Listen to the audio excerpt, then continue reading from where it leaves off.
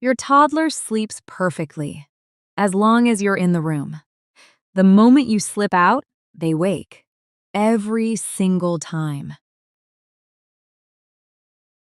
As many as half of all toddlers can't yet fall asleep without a caregiver close by.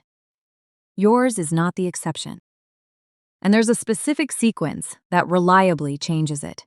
Not overnight, not with tears as the price, but in about 2 weeks. Because falling asleep alone is a skill, not a personality trait, not a battle of wills. A skill, and skills can be taught. You know the drill, the creaking floorboard you step over like a landmine. The doorknob you turn in slow motion. Out of percent thought review you between you satication rain you. 5 trips back before 10 o'clock. The evening you planned. Dinner, a show, a conversation, quietly canceled again. You're not failing, and your toddler isn't manipulating you. Something real is happening, at lights out. Something worth understanding before fixing. Because what you're asking of them at bedtime might be the hardest thing a small nervous system can do. Falling asleep alone means calming your own body, in the dark, with nobody's help. Adults find that hard. Toddlers are just learning. Machinery for self-soothing, settling a racing heart, quieting fear, is still under construction in a 2-year-old brain. And here's the part most parents never hear. Sleep is not one long dive. It runs in cycles, all night.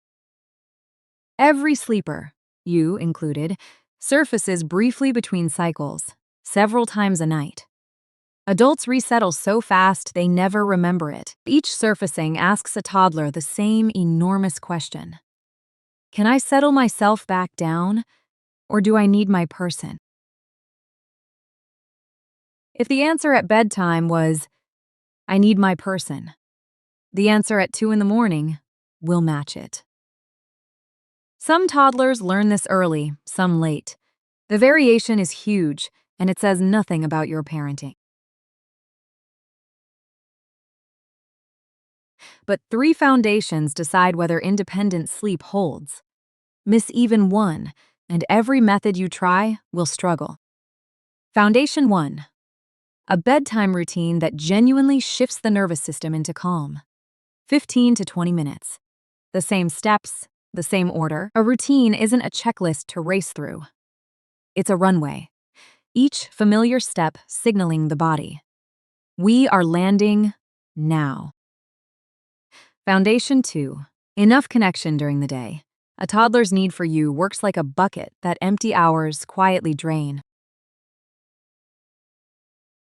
If the day ends with the bucket empty, the night will try to fill it. Remember that. It explains more than you'd guess. Foundation 3. A comfort object. One teddy, one blanket, a bridge to you, not a crutch, and the difference matters. A bridge is built through weeks of presence. At every story, every cuddle, every good night, until it smells and feels like safety. Routine, connection, comfort object. 3 foundations.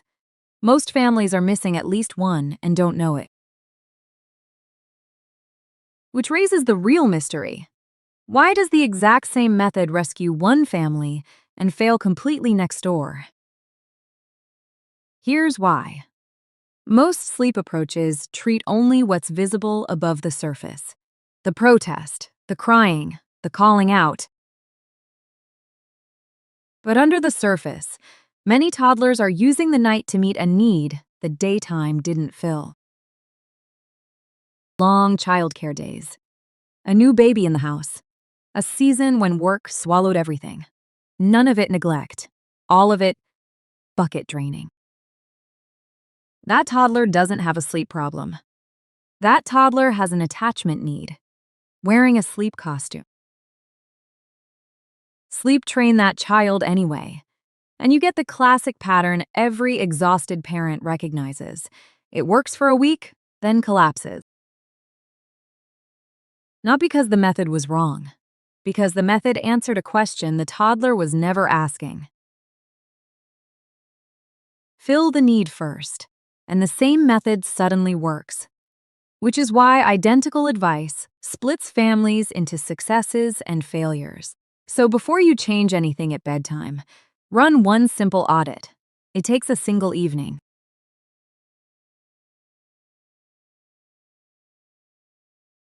Question 1. Does your routine actually end in calm or in a toddler wired from tickles, screens, and negotiation? Question 2. Was today's connection enough? 10 fully present minutes on the floor beat an hour of distracted half attention. Question 3. Has the comfort object earned its place, weeks of bedtimes, or was it handed over yesterday and expected to work? Fix every no first. Setting boundaries on top of missing foundations is building the roof before the walls. Then, and only then, begin the gradual retreat. Night 1. Sit beside the bed, calm and boring, until sleep comes. Every few nights, move halfway to the door, then the doorway, then just outside, over 1 to 2 weeks. Expect protest at each move. Protest isn't failure. It's a toddler renegotiating. Stay calm, stay dull, stay put. And when you become boring, when your presence stops being entertainment, that's not rejection. That's the green light. If a step stalls, take one step back, not 0. Progress in this sequence bends. It doesn't break. Illness, travel, a new sibling, regressions will visit. The skill isn't lost, it's paused. You've built it once, rebuild is faster. Your child is not broken, and you are not creating permanent dependence. Almost every child on Earth sleeps independently by school age. The question was never if your toddler learns this, only when and how gentle the road is getting there. So here's the whole video in one line. Independent sleep is a skill, and skills grow best when foundations come first. Refill the bucket in daylight. Charge the teddy with weeks of cuddles. Land the runway. Then retreat, one calm step at a time. Next time, why tantrums spike at bedtime of all times, and the calm response that reliably cuts them short. If tonight's the night you start, you already know step 1. Sit down beside the bed. Be boring. Be there.